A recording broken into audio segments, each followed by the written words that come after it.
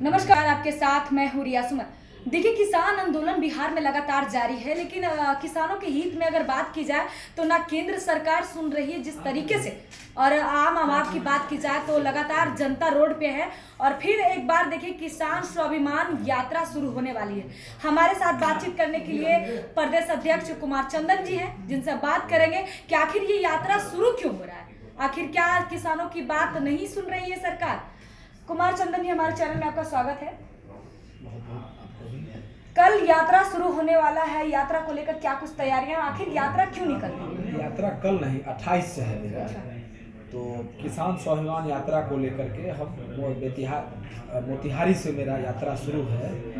और जब नरेंद्र मोदी जी, जो वर्तमान प्रधानमंत्री हैं भारत के, इन्होंने जब ये मुख्यमंत्री थे, गुजरात में हुआ करते थे, तो लगातार किसानों को लेकर के ऐसा चिंतित रहते थे जैसा मानो कि किसानों के लिए क्या कर देंगे। और किसानों को झांसे में ला करके ये जब प्रधानमंत्री बन गए तो इन्होंने जो वादा किया 14 में C2+50 फार्मूले से किसानों को का MSP हम तय करेंगे, MSP को कानूनी दर्जा दिया जाएगा। दूसरा था इनका किसानों के आय को दोगुनी 2022 का आखिरी इनका समय सीमा निर्धारित इन्होंने ही किया था, ये मैंने नहीं, कोई राजद खेल रहा नहीं।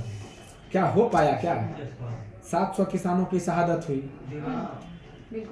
सारे लोगों से इन्होंने जब तब आकर के कहा सालों बाद कि हम कानून को रिपील करते हैं और हमारे तपस्या में कमी रहेगी। मतलब ज्ञान तब था कि अब बढ़ी ज्ञान आकर के, तब पता नहीं था कि तपस्या में, मतलब अपने विषय में जिनको जानकारी नहीं हो, सालों लग जाए अपने तपस्या के संदर्भ में पता करने में, तो हमको लगता है ऐसे लोगों को प्रधानमंत्री के रूप में बिल्कुल इनको हमारे राष्ट्रीय अध्यक्ष जी ने नाम दिया था झांसा राम।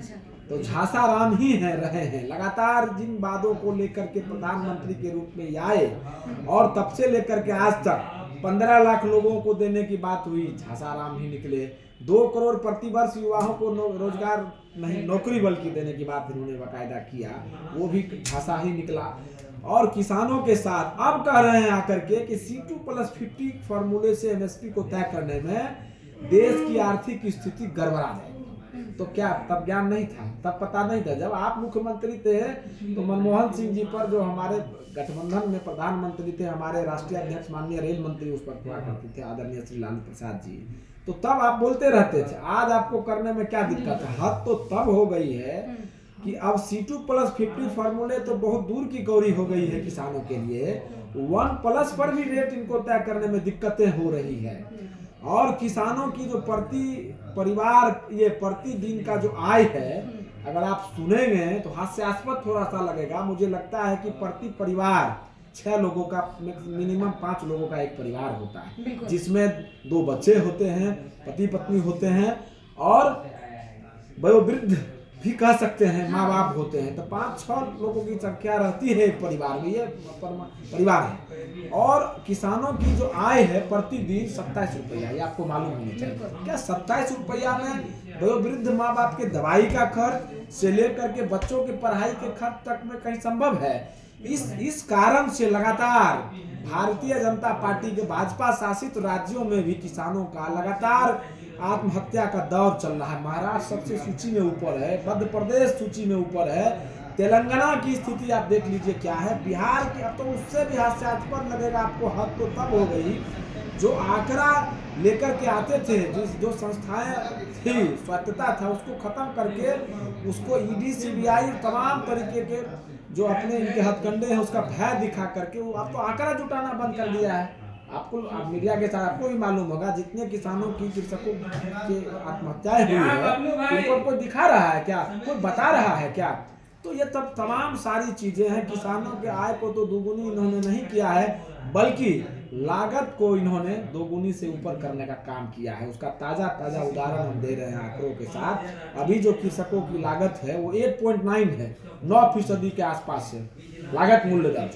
और अभी जो वृद्धि की गई है मामूली, वो जब देखा इन्होंने कि 5 राज्यों का चुनाव है, अभी तो चल ही रहा है, 3 दिसंबर को जिनका रिजल्ट आना है, आप लोग भी जानते हैं, तो थोड़ा थोड़ा कुछ गेहूं में बढ़ा दिए, कुछ राहर में बढ़ा दिए, कुछ बाजरा में बढ़ा दिए, तो उसको हम 2% से लेकर के 7%, उसके बाद भी 2 से लेकर के 7% तक की बढ़ोतरी की गई है, जबकि लागत दर ही 8.9 है। ये हमारा आंकड़ा राष्ट्रीय जनता दल का नहीं है, ये आंकड़ा भारतीय जनता पार्टी के द्वारा जो केंद्र में सरकार चल रही है निरंकुश, उसके द्वारा आंकड़ा। तो अब वो कहाँ गलत है कहाँ सही है, तो वो उनको हमारा इतना है कि कृषकों के ऋण को माफ करने में इनको दिक्कतें होती है। अडानी अंबानी जो अपने मित्र बनते हैं इनके, उनसे जिनसे रिश्ता है, उनके ऋण को माफ करने में जितना प्रक्रिया को सुलभ करना होता है, जितना जटिल से जटिल प्रक्रिया को सुलभ कर देते हैं। इन लोगों के लिए, कृषकों के ऋण के लिए व्यापक पैमाने पर विज्ञापन, ऋण जितना मिल नहीं पा रहा है उससे ज्यादा का विज्ञापन प्रधानमंत्री मोदी का आप देखते होंगे फर्स्ट पेज पर रहता होगा। तो हमारा वो कहना है कि इन सारे मुद्दों को लेकर के हम 28 तारीख से माननीय राष्ट्रीय अध्यक्ष श्री लालू प्रसाद, माननीय प्रदेश अध्यक्ष श्री जगदानंद बाबू, माननीय नेता हमारे तेजस्वी बाबू के दिशा निर्देश पर किसान प्रकोष्ठ का बैठक पहले ही बुलाया गया था, उसी में तय हो गया था। और 28 से हम किसान स्वाभिमान यात्रा को लेकर के बिहार के विभिन्न नहीं बल्कि संपूर्ण जिलों में जाने का काम करूंगा, और पंचायत से लेकर के वार्ड स्तर के कृषकों को, भूमिहीन कृषकों का भी मैं उनके समस्या को सुनूंगा, जो भी नोटेड पॉइंट होंगे उसको मैं नोट करूंगा। हमारे साथ कृषि मंत्री भी, सब लोग हम लोग बैठेंगे, बात करेंगे। आलोक मेहता जी भी हैं, राजस्व मंत्री हैं, हमारे सुरेंद्र यादव जी भी हैं, सारे लोग हम लोग मिल करके जो समस्याओं का निदान ऑन स्पॉट हो सकता है उसको करने का काम करेंगे। और जिन समस्याओं का निदान कैबिनेट से होना है तो उसके लिए थोड़ा समय लेकर के हम लोग जो राज्य सरकार के द्वारा होना है उसको हम हर संभव करेंगे। लेकिन किसानों का भला जब तक केंद्र सरकार नहीं चाहेगी, मोदी नहीं चाहेंगे, तब तक संभव नहीं हो पाएगा। आप देख लीजिए, उसका ताजा उदाहरण मैं देना चाहूँगा कि हम लोग किसानों को, कृषकों को बोनस देते थे। बोनस आप जानते ही होंगे। बोनस को इन्होंने क्या किया है कि बंद कर दिया है। बंद करने का चिट्ठी निकाला वर्ष 2016-17 में, फिर उसको ओपन किया गया, फिर 19 में एक चिट्ठी जारी करके